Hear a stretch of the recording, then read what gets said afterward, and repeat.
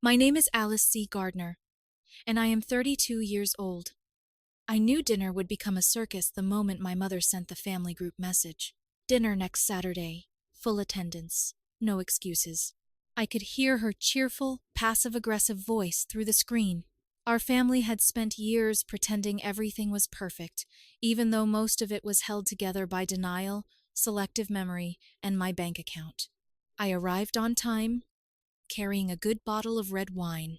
I helped set the table, adjusted the place settings, and listened while my mother complained that nobody appreciated how much effort family dinners required. Jason arrived 25 minutes late. My younger brother walked in wearing an expensive designer hoodie, staring at his phone as if the rest of us were background scenery. He brought nothing. He barely greeted anyone. My mother still smiled, as though a war hero had returned home.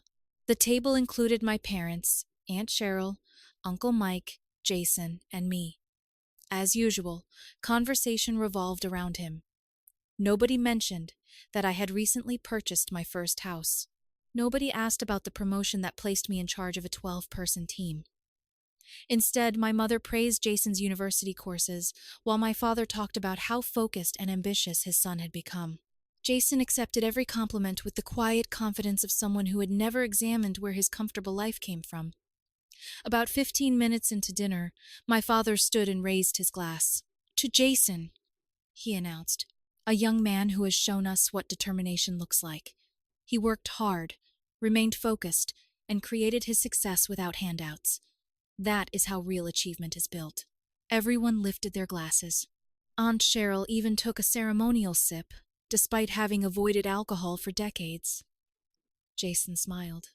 That smug, satisfied expression made something inside me go still. Perhaps I could have ignored the toast if the lie had been smaller. Perhaps I could have stayed silent if I had not spent 3 years cleaning up after every irresponsible decision he made. But my father had turned my sacrifices into evidence of Jason's independence. I kept my glass on the table. Then he should be fine without the $6,000 I transfer toward his tuition every semester. Silence swallowed the room. Jason froze with his glass halfway to his lips. My mother stared at me as if I had spoken in another language. My father slowly lowered his drink. "What are you talking about?" he asked. "The tuition," I replied calmly. "The payment I have made every semester for 3 years." Jason's face lost its color. I continued. "And the car insurance I have covered since his sophomore year. The MacBook I bought after he destroyed the first one. The off-campus apartment rent that is still automatically withdrawn from my account every month." "Alice," my mother whispered. I lifted my wine glass and took a small sip. "No handouts, right?" Jason placed his glass down carefully. My father frowned. "This is neither the time nor the place. You created the time and place when you gave a speech praising him for something that was never true." Jason finally spoke. "I never asked you to announce all that. No, you were perfectly comfortable letting everyone believe it never happened." My mother tried to intervene. "He is your brother. You offered to help." I offered tuition support for 1 difficult semester. That became 3 years of rent, insurance, electronics, and emergency transfers. Jason shifted in his chair. "You earn more than I do." "You earn nothing." His jaw tightened. I looked toward my father. "You said success should come without handouts." "I agree. So tonight, I am aligning my actions with your principles."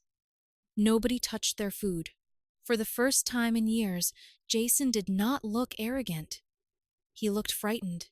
After dinner, I thanked my mother, picked up my coat, and drove home without arguing further. I opened my banking app at the kitchen counter. First, I canceled the tuition transfer, then the rent payment, then the insurance coverage. Each confirmation appeared quietly on the screen. No dramatic music, no shouting, no applause, just consequences. Jason had never been self-made. He had been Alice-made. And now, for the first time in his life, he was about to discover what happened when I stepped out of the picture. 3 weeks passed before the first real crack appeared. After that dinner, my entire family went silent. No messages from Jason. No passive-aggressive check-ins from my mother. No lecture from my father demanding an apology for humiliating his favorite child. At first, I enjoyed it. I went to work, spent evenings at the gym, and took a spontaneous weekend trip to Seattle without telling anyone.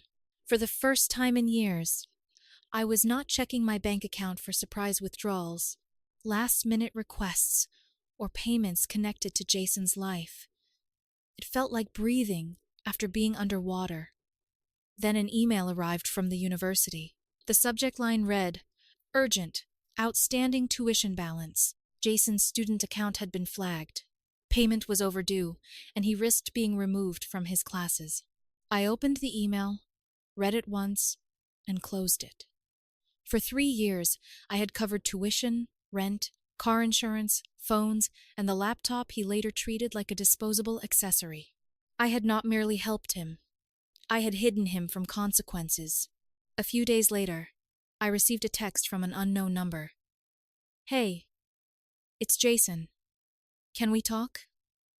No apology, no acknowledgement, not even a question about why I had finally stopped. I did not respond. The following week, my mother called. I let it go to voicemail. Her voice was bright in the artificial way she always sounded when she wanted something. "Hi, sweetheart. I thought maybe we could catch up. Jason is having a little issue with his school payments. I think he just needs someone to talk to. You know how much he looks up to you." I almost laughed. He looked up to me when I paid his bills. The rest of the time, he looked through me. I replied with one sentence, "Not my responsibility anymore." The next morning, my father called twice. On the third attempt, I answered. He skipped the greeting. "Your brother is in a difficult position. His classes are at risk, and you have the ability to help." I already helped. This is not the time to be petty. I helped him finish high school. I helped him enter college. I kept him in college. I paid more toward his education than either of you. My father went quiet. Then he said, "He is family. So am I. Alice.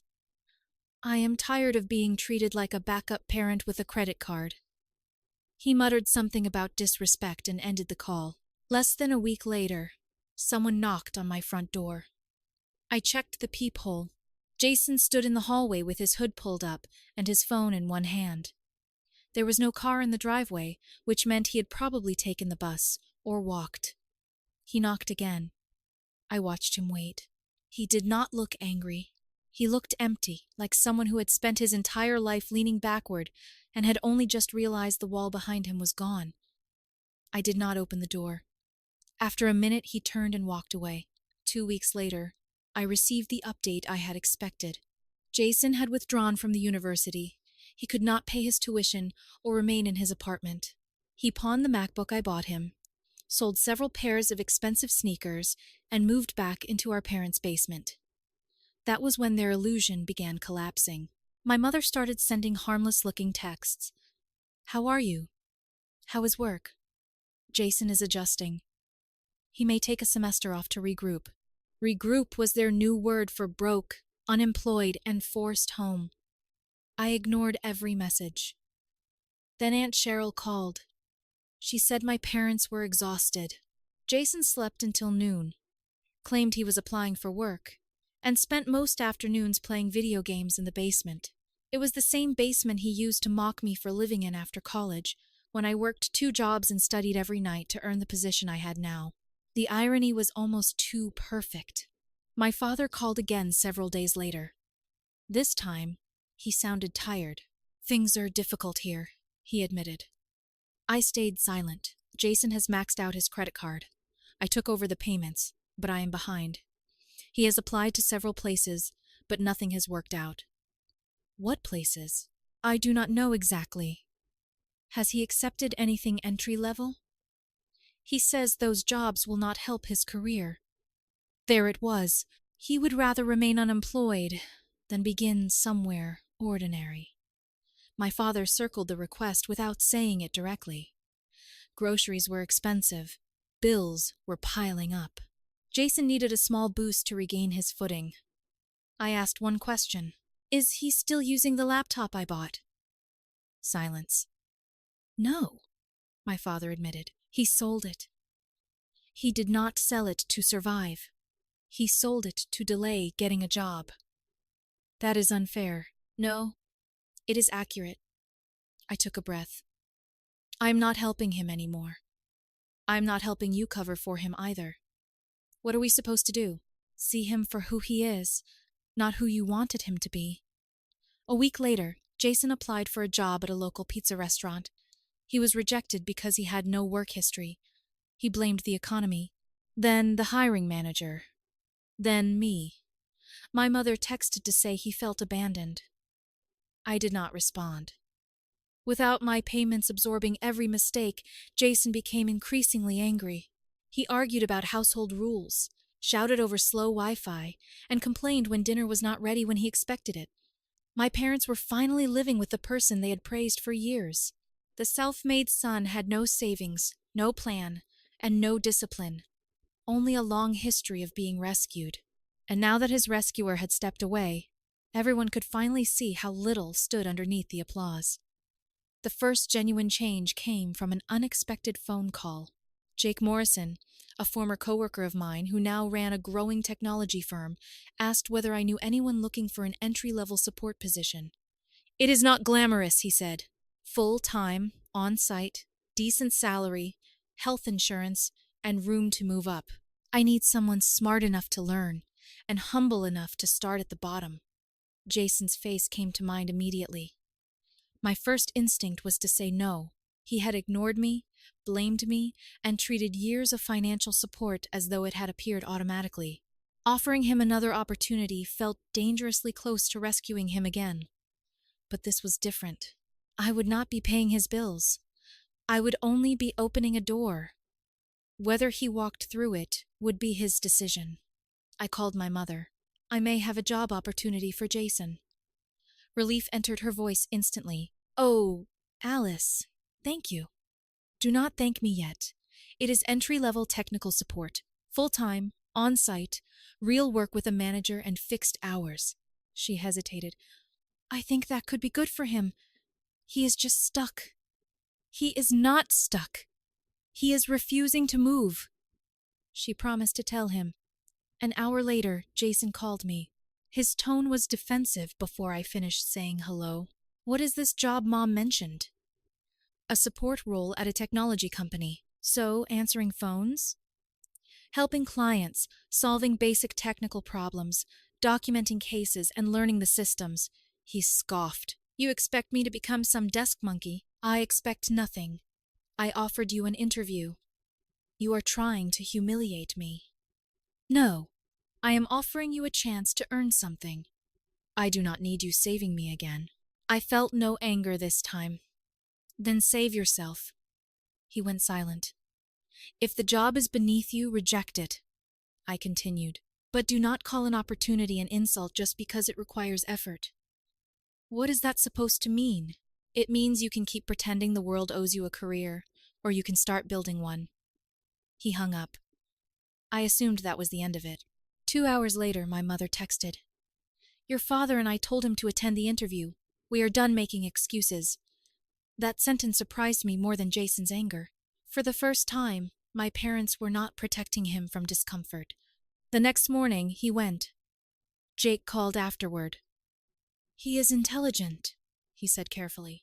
Arrogant, inexperienced, and clearly not used to being corrected, but intelligent. I will give him a trial period. Jason started the following Monday, 9 to 5. A commute downtown, clean clothes, fixed breaks, performance reviews, and a manager who did not care that our parents considered him exceptional. There would be no praise for arriving, no applause for completing a task. No one would call him gifted for doing the bare minimum. I did not congratulate him. This was not another handout. It was an opportunity to prove he could stand without me. By the end of the second week, Jake sent an update. He shows up, but barely speaks to anyone. He stays on his phone, looks irritated, and does not ask questions when he is confused. I was not surprised. Jason had spent years believing asking for help made him look weak. while quietly allowing me to solve every problem behind the scenes. By week 4, Jake stopped sending updates. That silence told me enough. The final message arrived during week 6. Jason quit today, left his badge on the desk and walked out. Said the work was draining and he had better things to do. I stared at the screen. 6 weeks. That was how long he could tolerate a world where effort was expected and admiration was not guaranteed. My mother called the next day. "He quit," she said. "I know." He came home in the middle of the afternoon and went straight to the basement. I waited. Then her voice changed. "I think we finally understand." I said nothing. "We kept seeing who he might become," she continued. "We ignored who he actually was. Every time he failed, someone removed the consequence." Someone. She still could not say my name. But it was close enough to the truth. 2 days later, my father called. "He has 30 days to get a job," he said. "If he refuses, he has to leave." In the background, I heard my mother agree. Jason reacted exactly as expected. He screamed that they had betrayed him. He blamed the company, the manager, the economy, our parents, and finally me. None of this would have happened if Alice had kept helping me. For years, everyone would have rushed to soften that anger. This time, nobody did. My father told him the conversation was over. My mother walked away, and I remained silent. For the first time in Jason's life, he had run out of people willing to carry him. The golden child had finally reached the ground. About a month after Jason quit and returned to our parents' house, the atmosphere there had changed completely. The same people who once raised their glasses to his self-made success now sounded exhausted whenever they mentioned his name. Jason still lived in the basement, but the confidence that had once surrounded him had begun to collapse under unpaid bills, no income, and the realization that nobody was coming to rescue him. My mother called one evening. "Alice, we need to talk." Her voice was careful, almost hesitant. I listened. She admitted that she and my father had been wrong. They had protected Jason from responsibility for years while ignoring everything I contributed. She said they had praised him for achievements that existed only because I quietly covered the consequences of his choices. "Your father is ashamed," she said. "So am I." I did not interrupt. For once, I wanted them to say all of it. "We treated you like you did not need anything," she continued. "Because you were capable, we assumed you would always be fine. We made that an excuse to keep asking more from you. That part hurt because it was true." Then she asked me to forgive them. I took a slow breath. "I forgive you," I said. "But forgiveness does not mean everything goes back to the way it was. I understand. My money is no longer available, not for Jason, not for either of you. I am not covering tuition, rent, credit cards, emergencies, or another restart." There was a pause. Then my mother said quietly, "We understand." The apology did not erase the years of favoritism. It did not return the money I spent, or the moments when my achievements disappeared beneath Jason's praise. But it was the first time my parents had looked at the truth without immediately defending him. A week later, Jason found a part-time job stocking shelves at a grocery store. He hated it. He complained about the early shifts, the uniform, the manager, and the customers. He said the work was beneath him and that nobody appreciated his intelligence. My father gave him a simple answer. "Then find something better while you keep working." That sentence would have been unthinkable only months earlier. Jason had no choice but to continue. He sold several expensive hoodies, canceled subscriptions, and started learning how quickly money disappeared when every purchase came from his own paycheck. He was angry. He blamed me more than once. But anger did not pay bills. Gradually, the reality he had resisted began changing him. He stopped sleeping until noon because he had shifts. He learned to budget because overdraft fees did not care about excuses. He began paying our parents a small amount toward groceries. None of it was dramatic. There was no sudden transformation, no emotional speech, no perfect apology. Growth rarely looks like that. Sometimes it looks like waking up on time for a job you hate because the alternative is worse. Family gatherings changed too. Nobody toasted Jason as a prodigy anymore. My parents stopped turning every conversation toward him. They asked about my work, my house, and the team I managed. Their interest felt cautious, almost awkward, as though they were learning how to see me after years of looking past me. I remained polite, but I kept my boundaries. When my mother mentioned an unexpected home repair, I recommended a contractor instead of offering money. When my father complained about Jason's car problems, I suggested public transportation. Every time they looked surprised, I reminded myself that surprise was not the same as need. They were simply adjusting to a world where Alice no longer fixed everything. Jason eventually called me.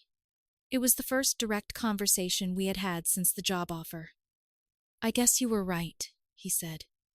There was no warmth in his voice, but there was less arrogance. "About what?" "I was not ready for college." I waited. "And I did not appreciate what you were doing." It was not a full apology. He did not mention the dinner, or the years he allowed everyone to believe he had achieved everything alone. But it was more honesty than I had ever heard from him. "I hope you figure out what you want," I said. "Are you ever going to help me again?" I looked around my kitchen, at the house I had purchased without applause, and answered calmly, "Not financially." He sighed. Then, for once, he did not argue. The golden child had become an ordinary adult, one with bills, limits, and consequences. My parents had become more humble. Jason had become less certain that the world owed him comfort. As for me, I continued building my life. I did not celebrate his fall. I did not need revenge. The only thing I wanted was freedom from the role they had assigned me. The family's cash machine. The backup parent. The invisible support holding up someone else's success. That role was gone permanently. At the next family dinner, my father raised his glass again. For 1/10 second, I wondered whether he was about to repeat the same mistake. Instead, he looked at me. "To Alice," he said, "for everything we failed to recognize." The room remained quiet. I lifted my glass, but I did not smile. Recognition was welcome. Trust would take longer. Because sometimes silence and boundaries teach what years of arguments never can. Jason had to grow up the hard way. My parents had to confront the damage created by their favoritism, and I finally learned that being capable did not mean I was obligated to carry everyone else.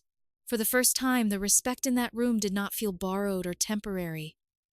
It felt quiet, permanent, and entirely mine.